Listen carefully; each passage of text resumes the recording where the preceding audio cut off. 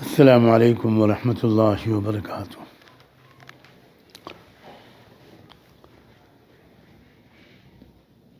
کل گزشتہ 14 دسمبر سن 2025 کو میں دارالعلوم دیوبند وقف کے بلائے گئے اس اجلاس میں شریک تھا جو امام المحدثین علامہ انور شاہ کشمیری رحمۃ اللہ علیہ کی یاد میں منعقد کیا گیا تھا۔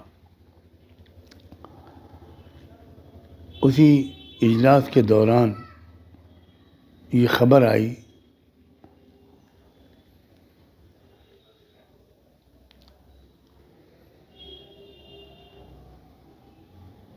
کہ اس دور کے عظیم روحانی رہبر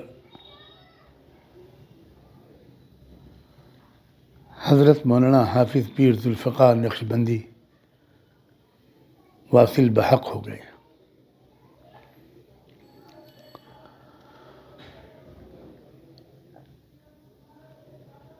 تھوڑی دیر کے بعد کچھ ایسی خبریں آئیں جن سے یہ معلوم ہو کر قدرے اطمینان ہونے لگا کہ یہ خبر صحیح نہیں ہے۔ میں نے حضرت نور اللہ مرقدہ کے عالی مقام صاحبزادے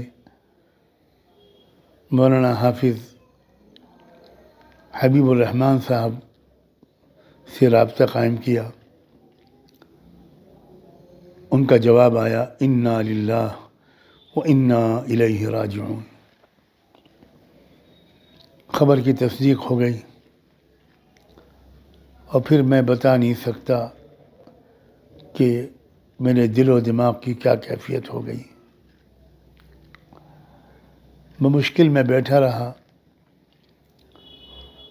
حضرات اہل علم کی تقریروں کو سنتا رہا، اور جب میری باری آئی تو سارا مضمون بالکل غائب تھا۔ بمشکل میں نے خانہ پوری کی اور ایک بہت ہی بوجھل دل لے کر وہاں سے اپنی قیامگاہ پہ واپس آیا۔ میرا ارادہ نہیں تھا، نہ ہمت تھی، نہ ابھی بھی ہمت ہے کہ میں کوئی پیغام ریکارڈ کروں، مگر اللہ جانے کیوں بے شمار لوگوں کی طرف سے یہ تقاضا آ رہا ہے کہ چند کلمات میں ضرور ریکارڈ کرا کر بھیجوں۔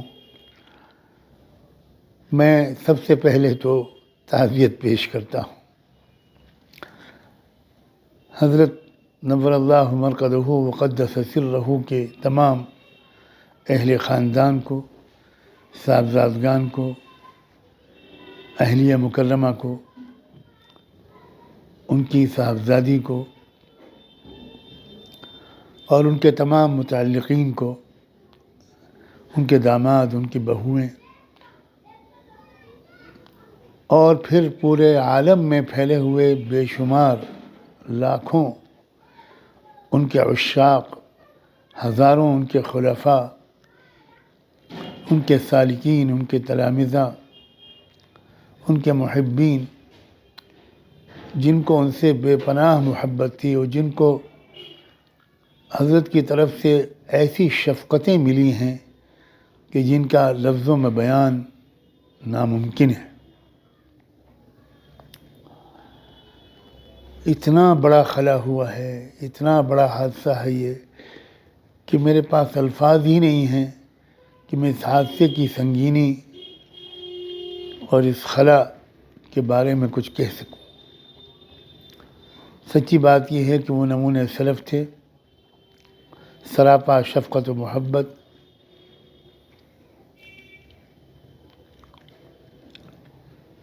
عجیب دل پذیر انداز بیان تھا، اور خاص طور پر کالجوں یونیورسٹیوں میں پڑھنے والے نوجوان بچوں اور بچیوں کے لیے تو وہ واللہ ایک مسیحا تھی۔ اس نئی نسل کے نوجوانوں کو اسلام سے اور اکابر اہل علم سے قریب کرنے کا جو کام تنہا ان سے اللہ نے لیا ہے، اس کی نظیر تلاش کرنا مشکل ہے۔ وہ عالم دین بھی تھے، حافظ قرآن بھی تھے، اور ایک سند یافتہ انجینئر بھی تھے، ایک پروفیشنل بھی تھے، اور ان کی شخصیت کی اس جامعیت کی وجہ سے یونیورسٹیوں اور کالجوں میں جو کام ان سے اللہ نے لیا، اور یہ عصری تعلیم یافتہ طبقہ جس طرح ان کے ذریعے سے راہ یاب ہوا، وہ ایک بہت بڑا تاریخی کارنامہ ہے جو اللہ کی توفیق سے انہوں نے انجام دیا۔ میں اس وقت ان کے تمام خلفاء، اہل خانہ، ان کے عشاق و محبین، ان کے تلامذہ، ان کے رفقاء کار، سب کی خدمت میں تعزیت پیش کرتا ہوں، اور دست بستہ یہ گزارش کرتا ہوں کہ میرے لیے یہ جو خطا کار آپ سے مخاطب ہے سجاد نعمانی، اس کے لیے یہ دعا فرما دیں کہ کل روز محشر ان سے ملاقات ہو تو شرمندگی نہ ہو۔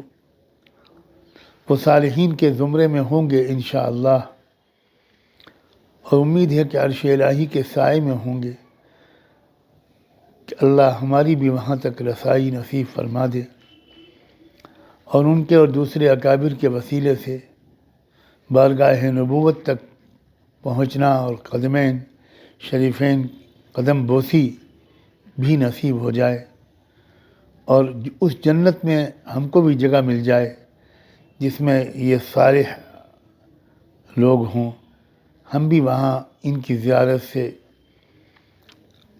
اپنے دلوں کو منور کرتے رہیں۔ بس میں ان کلمات پر اجازت چاہتا ہوں، اور اپنے لیے خاص طور پر میں آپ سب سے دعاؤں کا طالب ہوں۔ جزاکم اللہ وبارک فیکم۔ دل و جان سے دعا ہے اللہ تعالیٰ ان کے درجے بلند فرمائے، اعلیٰ علیین میں ان کو جگہ نصیب فرمائے۔ وآخر دعوانا ان الحمد للہ رب العالمین۔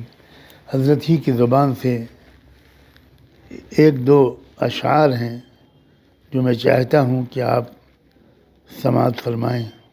نہ کسی کی آنکھ کا نور ہوں، نہ کسی کے دل کا قرار ہوں، جو کسی کے کام نہ آ سکے میں وہ ایک مشت غبار ہوں۔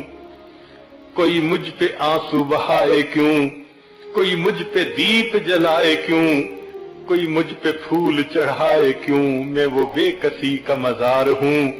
میرا رنگ روپ بدل گیا، میرا یار مجھ سے بچھڑ گیا،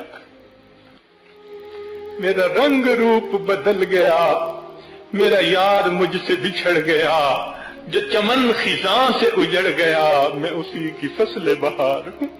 جزاکم اللہ